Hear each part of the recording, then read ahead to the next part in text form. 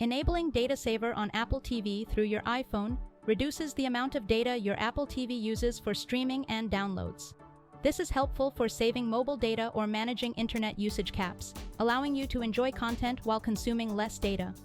This is how you enable it on your iPhone. Find and tap the Settings app. Swipe up a bit to find the Apple TV icon, and once found, tap on it. On the next screen, tap Wi-Fi under Streaming Options.